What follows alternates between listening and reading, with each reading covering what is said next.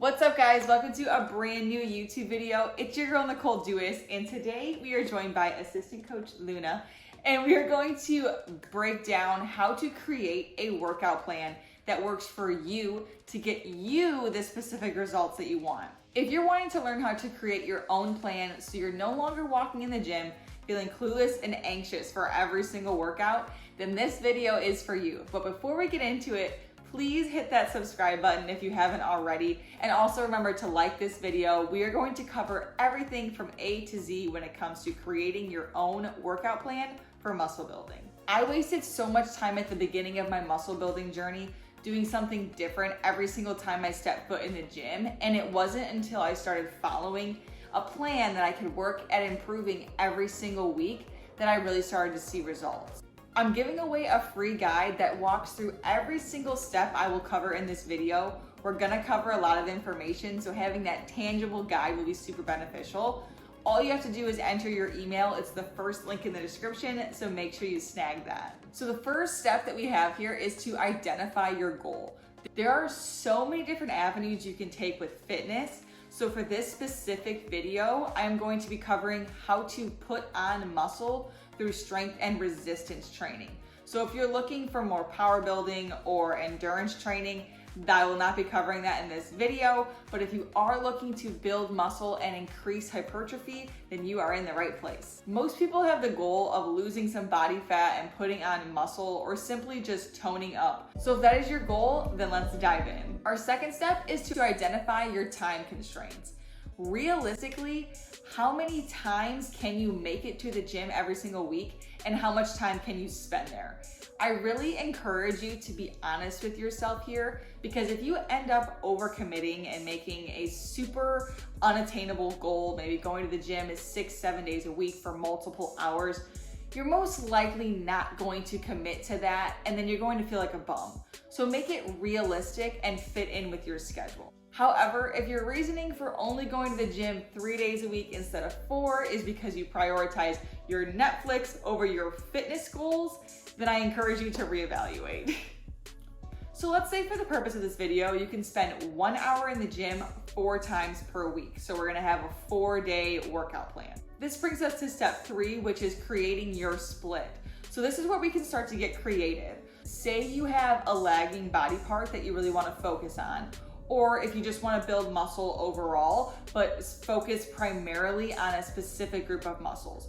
For example, you wanna put on muscle everywhere, you wanna put on muscle mass, but you really wanna focus on growing your glutes, that's perfect. So for our example of training 4 days a week, we can have 2 leg days, maybe one be more glute and hamstring focused, one more glute and quad focused, and then a push and pull day.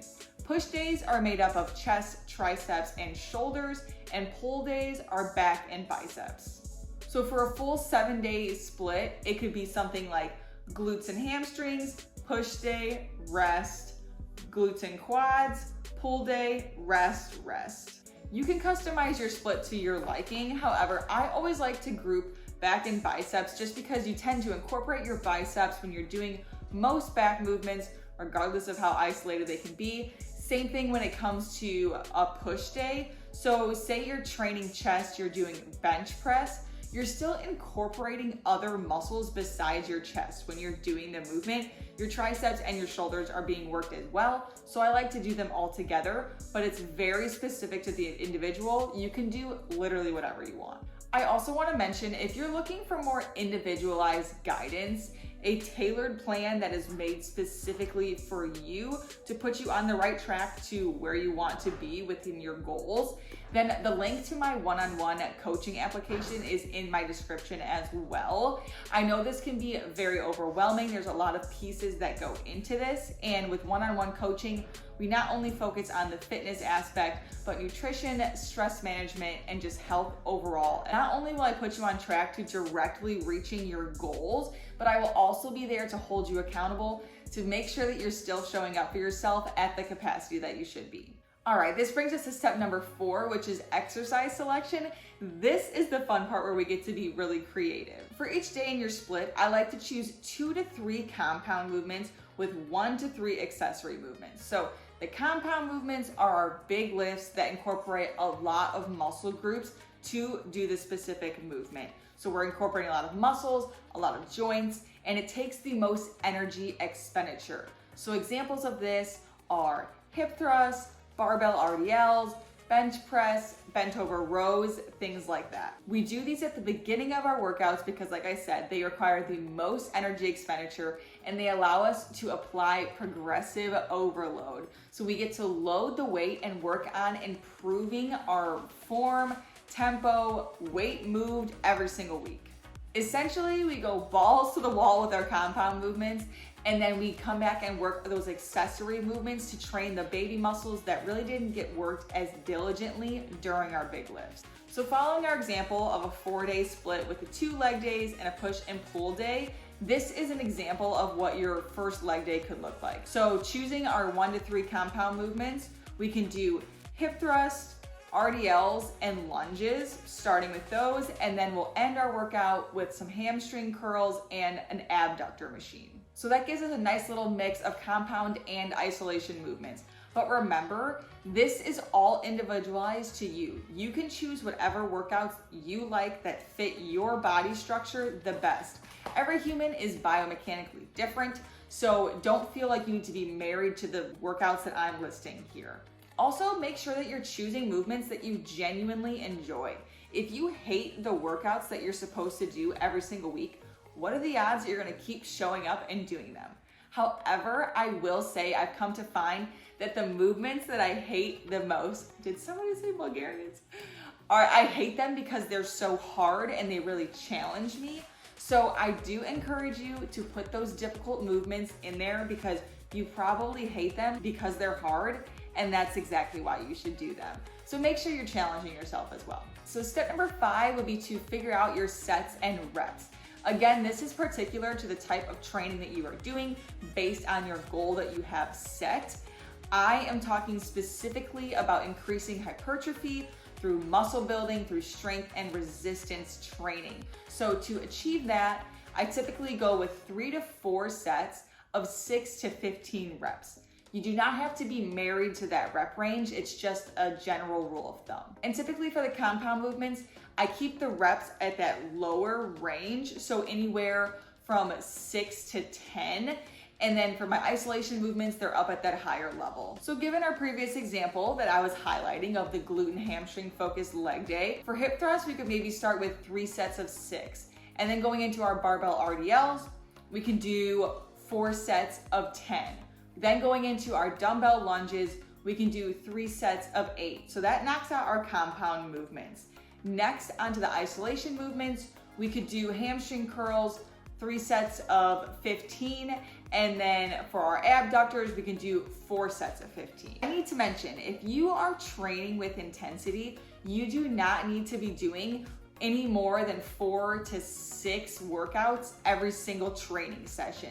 If you feel the need to do 8 to 10 workouts to feel like you actually had a good workout, that really probably just means that you're not training hard enough. Also, for every single thing that is mentioned in this program, these are your working sets. So before you just jump into your 3 sets of 6 on hip thrust, you need to be warming up your muscles, acclimating them, getting ready to start moving that working weight.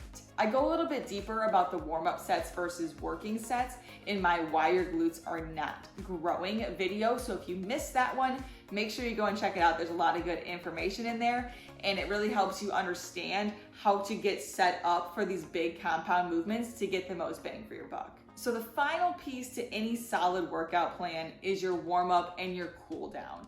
I'm not saying you need to spend 10, 15, 20 minutes warming up and cooling down because nobody's going to do that. However, I do always advise my clients to spend at least 2 to 3 minutes warming up their muscles, getting their joints moving, getting the blood pumping, just to start waking up your body and letting it know, like, hey, we're about to put in work. This will help you avoid injuries and just really help you get a much better workout in. Same thing with the cool down. Spending anywhere from 3 to 5 minutes just taking some slow, deep breaths and doing some static stretches. This will compound over time, and really just putting in those few minutes before and after your workout can make a huge difference in the results that you see and the way that your body feels on a day-to-day basis. So if you notice, I didn't include any core work or cardio in this video. I do think that both of those things are very important when it comes to living an overall healthy lifestyle. But for the purpose of this video, I really wanted to just deep dive into creating a workout plan so you can walk into the gym and know exactly what you are doing and not have any of that uncertainty getting in the door. Most gym anxiety comes from not knowing what the heck you're gonna do once you get into the gym. Like, there's so many different machines, so many different barbells. It's like, where do I start? So this alleviates all of that. It allows you to walk in. It's like, okay, today is Tuesday. I have a push day. I am doing these movements. So literally all you have to do is show up to the gym and do what it says on your plan. Put your head down, grind, and just work at getting better every single week. Please do not forget to snag the free guide. That is the first link in the description. There is so much helpful information in there, and it will help you cover steps A to Z to creating your own muscle building workout plan. Also, I need to emphasize that consistent effort is so much more important than perfection. If you miss one workout, that is okay. It is not the end of the world. All that matters is that the next day you show up again. We do not do the all or nothing approach here. You will never be perfect, but as long as you consistently show up and try and get better, you will see results. You will become the muscle mommy that you want to be.